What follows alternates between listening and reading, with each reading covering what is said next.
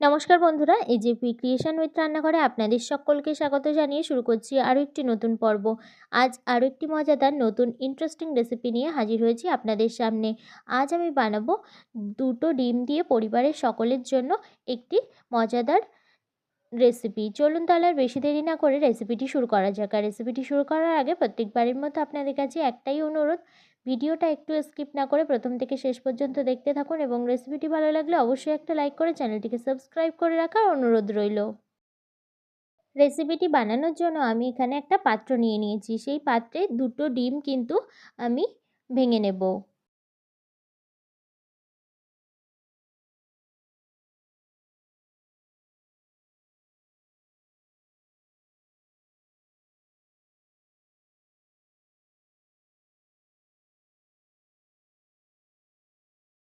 এই পর্যায়ে দুটো ডিমই কিন্তু আমার ফাটিয়ে নেওয়া হয়ে গেছে। তারপর আমি এখানে দিয়ে দিচ্ছি বেসন।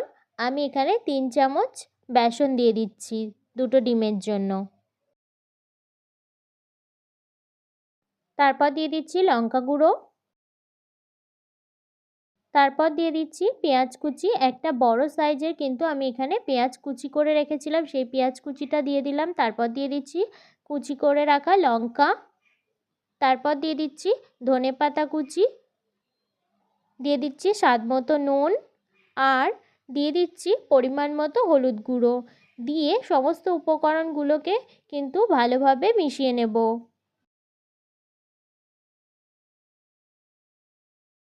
এই পর্যায়ে সমস্ত উপকরণগুলো কিন্তু আমার ভালোভাবে মিশিয়ে নেওয়া হয়ে গেছে। তারপর আমি এখানে বড়াগুলো ভেজে নেওয়ার জন্য কড়াইতে তেল গরম হতে বসিয়ে দিয়েছিলাম।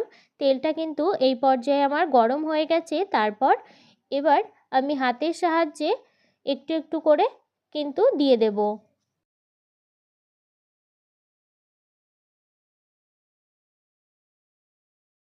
উল্টে পাল্টে ভালোভাবে দুই পিঠই কিন্তু খুব সুন্দরভাবে আমি এখানে ভেজে নেব।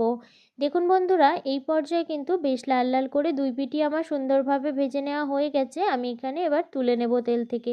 এই পর্যায়ে কিন্তু সমস্ত বড়াগুলো আমার ভেজে নেওয়া হয়ে গেছে।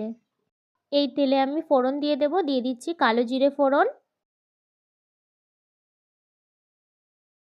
তারপর দিয়ে দিচ্ছি কুচি করা পেঁয়াজ।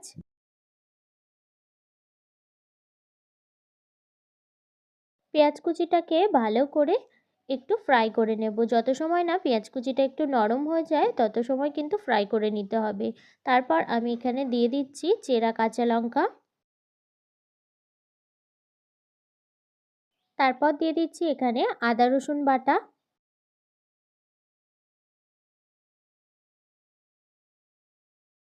আদা রসুনের কাঁচা গন্ধটা চলে গেলে তারপর আমি এখানে দিয়ে দিচ্ছি কুচি করে খোসা ছাড়িয়ে কেটে ধুয়ে রাখা আলু। এখানে কিন্তু আলু ভাজা আমরা যেভাবে বানাই লম্বা লম্বা করে, সেইভাবে করে কিন্তু কেটে নিতে হবে আলুগুলোকে। তারপর সমস্ত কিছুর সঙ্গে মশলার সঙ্গে ভালো করে কিন্তু আলুটাকে মিশিয়ে নিতে হবে। তারপর এখানে দিয়ে দেব স্বাদ মতো নুন, আর দিয়ে দেব পরিমাণ মতো হলুদ গুঁড়ো।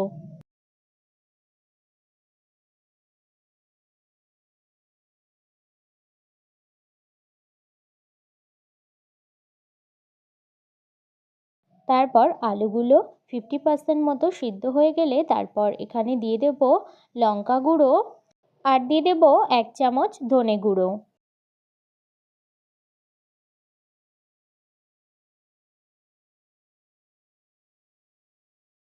তারপর সমস্ত কিছু ভালো করে মিশিয়ে নিয়ে পরিমাণ মতো জল দিয়ে দেব।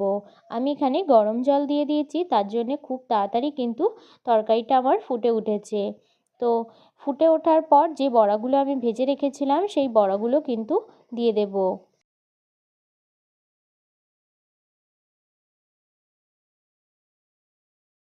দেখুন বন্ধুরা, এই পর্যায়ে কিন্তু সমস্ত কিছু আমার ভালোভাবে রান্না করে নেওয়া হয়ে গেছে। আলুগুলোও কিন্তু পুরোপুরি সিদ্ধ হয়ে গেছে। তো এই পর্যায়ে আমি ধনেপাতা ছড়িয়ে নামিয়ে নেব। মাত্র দুটো ডিম দিয়ে পরিবারের সকলের জন্য এই রেসিপিটি কিন্তু আমার রেডি হয়ে গেল। তো আপনারাও বাড়িতে বানিয়ে খাবেন। আশা করি আপনাদের সকলের খুব এই রেসিপিটি ভালো লাগবে।